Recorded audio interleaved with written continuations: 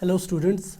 तो आज हमने ये वीडियो लेक्चर सीरीज़ का तीसरा लेक्चर है। तो आज का हमारा टॉपिक है arms race and arms control efforts during cold war. तो ये निहायत इम्पोर्टेंट टॉपिक है जो हमारी जो प्रीवियस टॉपिक से बिल्कुल रिलेटेड है। जो प्रीवियस टॉपिक था उसमें हमने डिस्कस किया था कोल्ड वार के दौरान, हालांकि मेजर इन दो सुपर पावर्स के बीच या एलाइंस सिस्टम के बीच मेजर हॉस्टिलिटी नहीं हुआ, कोई न्यूक्लियर हॉस्टिलिटी नहीं हुआ, लेकिन इसके बावजूद भी बहुत सारे मेजर कॉन्फ्लिक्ट्स हुए जहां ये दो जो सुपर पावर्स या इनके एलाइज थे वो कन्फ्रंटेशंस में आ गए। तो ऐसे सूरत में चूंकि कोल्ड वार ने, हालांकि वार तो नहीं हुआ, लेकिन कोल्ड वार के दौरान इन सारी चीज़ों की वजह से इन दोनों सुपर पावर्स के बीच या इन दोनों अलायंस के बीच जो राइवलरीज है, जो उनके बीच जो दुश्मनी है, जो लड़ाई है, उसको कंप्लीटली एलिमिनेट नहीं कर सका। जब कंप्लीट हॉस्टिलिटी था तो ऐसे सिचुएशन में दोनों में सस्पिशन था, दोनों में म्यूचुअल टेंशन था। तो ऐसे सूरत में दोनों सुपर पावर्स ने ज़्यादा से ज़्यादा आर्मामेंट्स जमा करने की कोशिश की। तो ये दो सुपर पावर्स आर्म रेस में लग गए। आर्म्स रेस क्या होता है? आर्म्स रेस का मतलब होता है जब दो बड़े स्टेट्स या ग्रुप ऑफ स्टेट्स एक ज़्यादा से ज़्यादा आर्मामेंट्स क्वालिटी में भी और क्वांटिटी में भी एक्वायर करने की एक रेस में लग जाते हैं, एक कंपटीशन में लग जाते हैं। इसको हम आर्म्स रेस कहते हैं। तो आर्म्स रेस कोल्ड वार का एक इंपॉर्टेंट फीचर भी था, कोल्ड वार का एक इंपॉर्टेंट हम कह सकते हैं नेचुरल कोरोलरी भी था, यानी नेचुरल कॉन्सिक्वेंस भी था। तो कोल्ड वार की राइवलरी और म्यूचुअल हॉस्टिलिटी में हर कोई स्टेट्स, हर कोई सुपर पावर अपने आप को ज़्यादा से ज़्यादा प्रोटेक्ट और सेव करने की कोशिश करते हैं। ग्लोबल पॉलिटिक्स का, इंटरनेशनल रिलेशंस का ये बेसिक फीचर है। क्योंकि जो इंटरनेशनल रिलेशंस है उसकी एक खास इंपॉर्टेंट चीज़ ये है कि एक डोमेस्टिक पॉलिटिक्स है, डोमेस्टिक रिलेशन से एक कई लिहाज से डिफरेंट है। एक इंपॉर्टेंट डिफरेंस है इन दोनों में।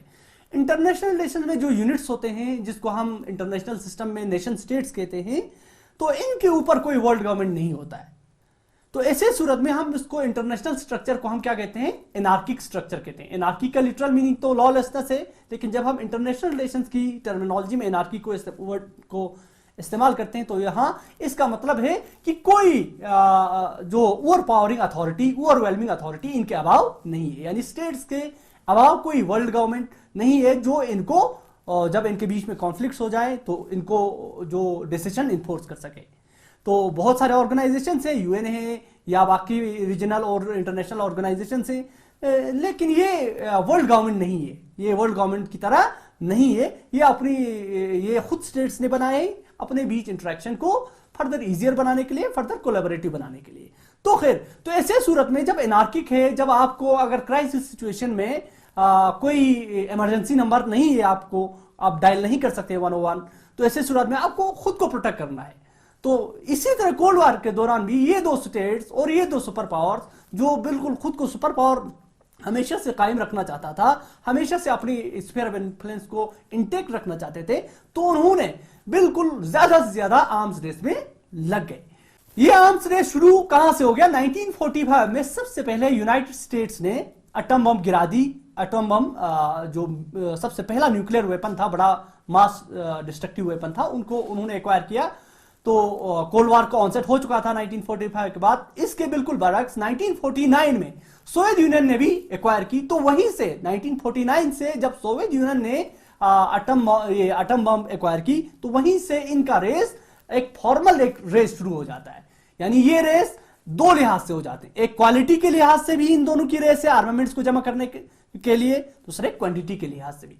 क्वालिटी का मतलब यानी ये कंटिन्यूअसली अपने आर्मामेंट्स को और सोफिस्टिकेटेड बनाते जा रहे हैं, और सोफिस्टिकेटेड से सोफिस्टिकेटेड जो मिसाइल्स, वेपनरी एक्वायर करते जा रहे हैं एक दूसरे का।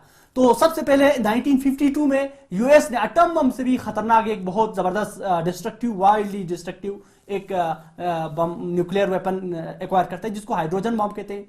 तो इनके करते ही इसी फॉलोइंग ईयर सोवियत यूनियन भी एक्वायर कर लेता है हाइड्रोजन बम। तो अब इस पीरियड में इनकी तादाद भी बढ़ जाता है, एटम बम, हाइड्रोजन बम, ये न्यूक्लियर वेपन्स की तादाद भी बढ़ जाता है। तो फर्दर इसके अलावा और दूसरे स्ट्रेटेजिक वेपन्स ये दोनों बनाते हैं, इन दोनों की कंपटीशन लग जाती है, रेस लग जाती है दोनों सुपर पावर्स के बीच, दोनों अलायंस के बीच ज्यादा से ज्यादा स्ट्रेटेजिक वेपन्स, सोफिस्टिकेटेड वेपन्स को एक्वायर करने में। तो नए वेपन्स आ जाते हैं, जिसमें सबसे पहले 1957 में जो है सोवियत यूनियन ने एक बहुत स्ट्रेटेजिक वेपन बनाता है जिसको आईसीबीएम कहा जाता है, इंटरकंटिनेंटल बैलिस्टिक मिसाइल्स। ये ऐसे मिसाइल्स थे, ये न्यूक्लियर वारहेड्स को रॉकेट के जरिए बिल्कुल यूएसएसआर से यूनाइटेड स्टेट्स ले जा सकते थे। तो ये बिल्कुल बहुत ही उनके लिए थ्रेट था, सिक्योरिटी थ्रेट था। तो यूएस ने भी अपनी वर्जन बना दी, जल्दी ही उन्होंने भी अपने आईसीबीएम्स बना दी जिसको एटलस कहा जाता था।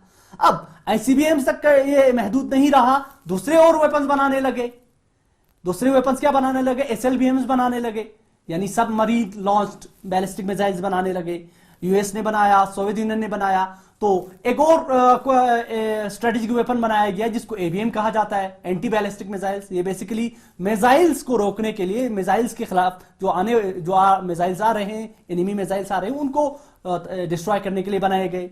तो जब यूएसएसआर ने एबीएम्स बनाए तो यूएसए ने बिल्कुल रेस में कंटिन्यूअसली और बिल्डअप करने लगे और सोफिस्टिकेटेड बनाने लगे। उन्होंने एबीएम से भी ज्यादा टेरिफाइंग, ज्यादा खतरनाक डिस्ट्रक्टिव एक और वेपन बनाया जिसको MIRV कहा जाता है। तो MIRV क्या होते थे? Multiple independently targetable re entry vehicle, MIRV। तो ये ऐसे मिसाइल्स थे जो एट ए टाइम बहुत सारे न्यूक्लियर वारहेड्स को, यानी सेपरेट न्यूक्लियर वारहेड्स को, 14 से ज्यादा न्यूक्लियर वारहेड्स को कैरी कर सकते थे और इनके अलग अलग टारगेट पे इसको स्ट्राइक कर सकते थे। ऐसे टेरिफाइंग वेपन्स बनाए गए। तो इस तरह 1945 के बाद 1970s तक और लेट 1970s और 80s के दौरान भी ये दोनों जो सुपर पावर्स और ये दोनों अलायंस सिस्टम सोफिस्टिकेटेड वेपनरी बनाने में लग जाते हैं और सारे इनके मिलिट्री बजट्स इन्हीं में लग जाते हैं। ये वजह वही है, कोल्ड वॉर के दौरान बहुत सारे कॉन्फ्लिक्ट्स हुए। ऐसे सिचुएशन में एक दूसरे को बिल्कुल ये करना था, बिल्कुल आर्मामेंट से हमेशा आर्मामेंट्स रेडी रखने थे, ज्यादा से ज्यादा स्टॉक पाइल्स करना था। ये तो था क्वालिटी में किस तरह उन्होंने सुपर पावर्स ने किस तरह आर्म्स रेस क्वालिटी में बढ़ गया। क्वांटिटी में भी जब पहली बार 1945 में एटम बम्स बनाए गए तो उस वक्त कुछ ही उनके पास कुछ ही न्यूक्लियर वारहेड्स थे, लेकिन इस दौरान कोल्ड वॉर के दौरान न्यूक्लियर जो वारहेड्स हैं इन दोनों सुपर पावर्स के बीच में, इसमें बड़ी इसकी स्टोर में भी, क्वांटिटी में भी बड़ी ड्रामेटिक राइज आ जाता है।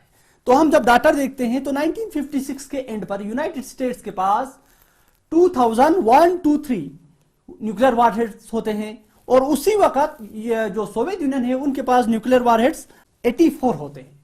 तो 1967 में जब हम चेक करते हैं तो उस वक्त यूनाइटेड स्टेट्स के पास जो न्यूक्लियर वारहेड्स हैं, यानी 2000 समथिंग से राइज होकर इंक्रीज होकर 31,000 वारहेड्स बन जाते हैं। तो इसी तरह 1967 के 20 साल के बाद जब हम सोवियत यूनियन की न्यूक्लियर वारहेड्स की क्वांटिटी चेक करते हैं तो अबाउ 40,000 न्यूक्लियर वारहेड्स हो जाते हैं। तो इन 20, 30, 40 सालों में बहुत ही जो दोनों सुपर पावर्स हैं, दोनों अलायंसेस हैं, उन्होंने बहुत ज्यादा स्टॉक पाइल किया है, बहुत ज्यादा आर्मामेंट्स को स्टॉक पाइल किया है। तो एक ऐसे सिचुएशन में पहुंचा है जहां इन दोनों के पास इतनी वेपनरी है कि ये दुनिया को कई बार तबाह कर सकता है। अगर इस्तेमाल किया जाए दुनिया को मल्टीपल टाइम्स को डिस्ट्रॉय कर सकता है दुनिया को। ठीक, तो इसी तरह एक और मसला हो जाता है जो आर्म्स रेस के दौरान आर्मामेंट्स का जो सेपरेट है, जो प्रोलिफरेशन है, न्यूक्लियर वेपन्स की बात करें या बाकी आर्मामेंट्स की प्रोलिफरेशन है, ये एक हॉरिजॉन्टल लेवल में भी होता है, वर्टिकल लेवल में भी होता है, एक हॉरिजॉन्टल लेवल में। ये अब सोवियत यूनियन और रशिया तक महदूद नहीं रहता है, दूसरे कंट्रीज भी न्यूक्लियर वेपन्स एक्वायर करता है, जैसे चाइना एक्वायर कर लेता है। इसके बाद हमारे फ्रांस भी न्यूक्लियर वेपन एक्वायर कर लेता है, ब्रिटेन भी न्यूक्लियर वेपन एक्वायर कर लेते हैं और भी बड़े बड़े सोफिस्टिकेटेड वेपन्स आ जाते हैं। तो ऐसे सूरत में जब 1962 में क्यूबन मिसाइल क्राइसिस आ जाते हैं, दुनिया न्यूक्लियर वार के ब्रिंक पे आ जाते हैं, क्लोज आ जाते हैं, तो उसके बाद जब इस चीज का रियलाइजेशन हो जाता है कि भाई इतना हमारे पास वेपन्स है, अल्टीमेटली कभी ना कभी इसका इस्तेमाल हो सकता है, चाहे हम कितना ही रेस्ट्रेंट करें, कभी ना कभी कुछ भी एक्सीडेंट हो सकता है। सपोज न्यूक्लियर एक्सीडेंट हो गया तो क्या करेंगे? अगर न्यूक्लियर एक्सीडेंट हो गया तो जो दूसरा पार्टी है वो उसको क्या समझेगा कि क्या ये न्यूक्लियर एक्सीडेंट है या सबोटेज है, क्योंकि इनके बीच में ऑलरेडी मिसअंडरस्टैंडिंग्स डेवलप हो चुकी है। या कोई इसको मिसक्यूअसली या मिस्टेकनली कोई न्यूक्लियर जो है मिसाइल वारहेड अगर फायर हो जाता है क्या करेंगे? तो ऐसे पॉसिबिलिटीज हमेशा से रह जाता है, यानी रेस्ट्रेंट के बावजूद भी हमेशा पॉसिबिलिटीज रहते हैं वर्ल्ड वार होने का।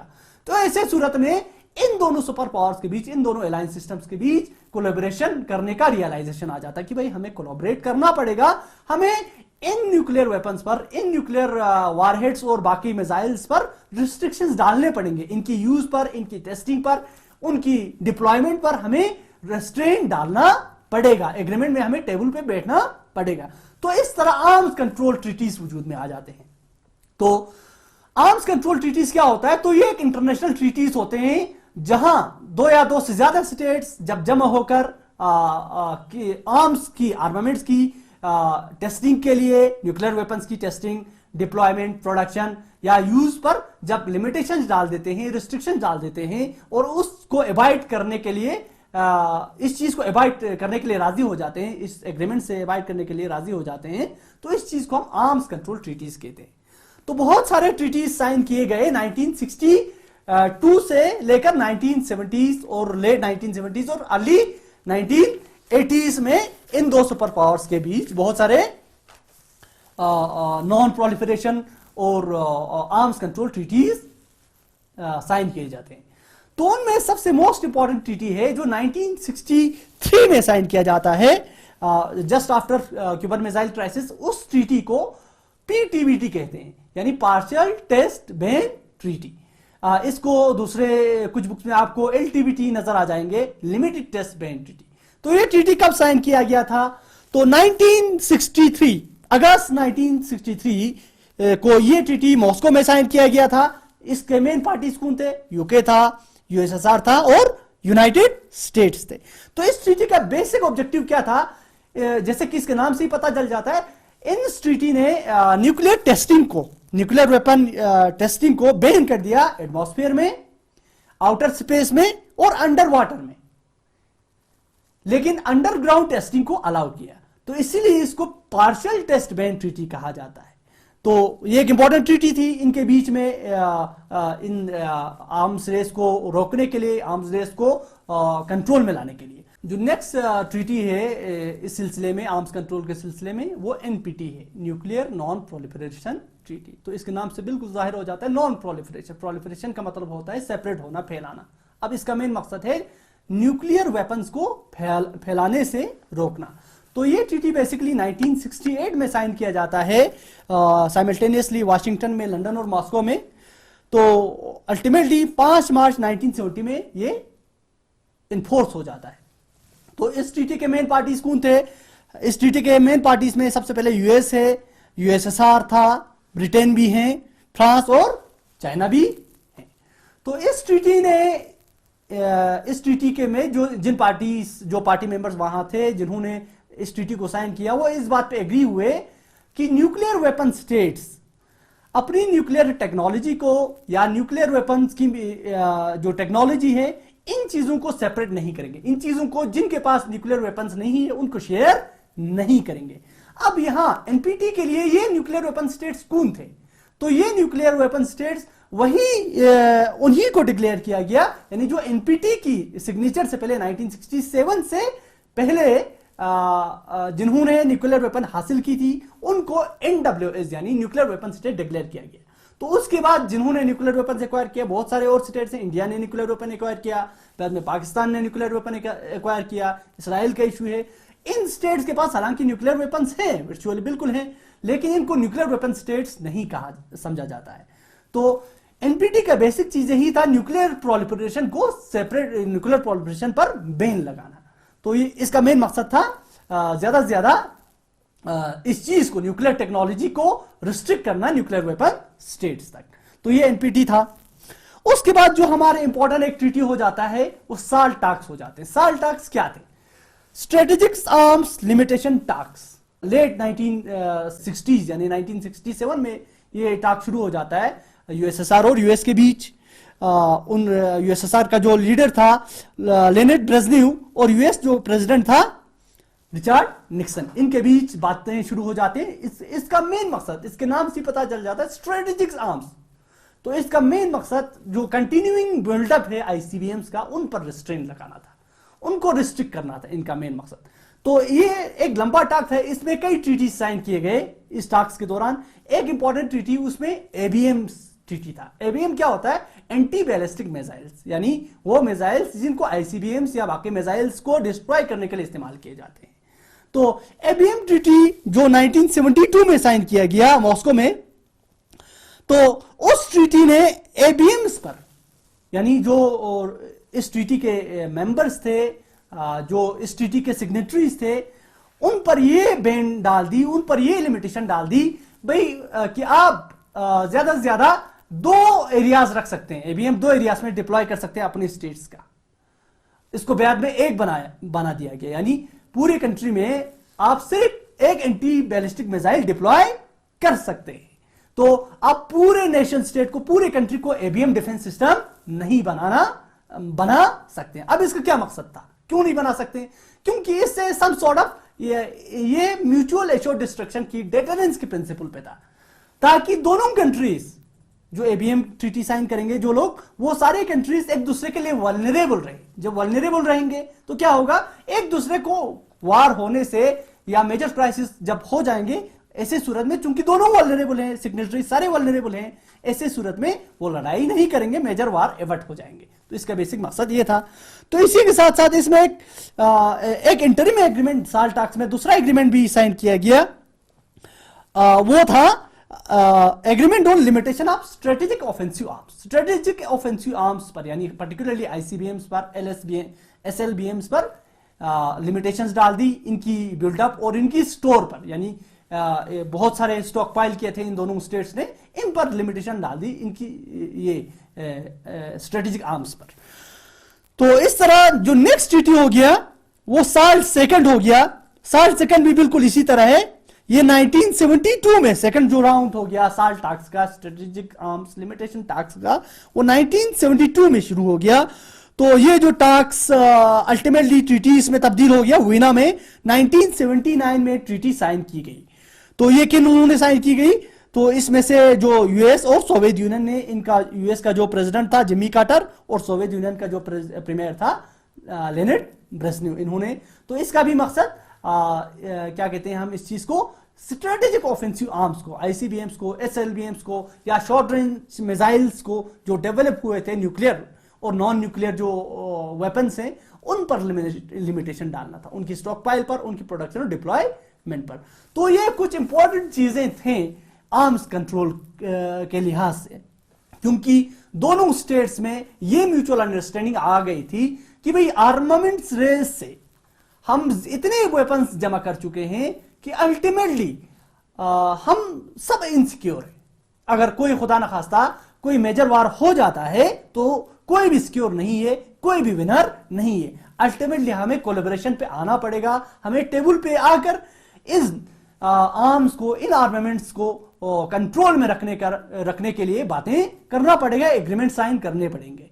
तो ये था आर्म्स रेस और आर्म कंट्रोल ट्रीटीज के बारे में। तो इसी पर आज तीसरा टॉपिक कंक्लूड करते हैं। Thank you very much.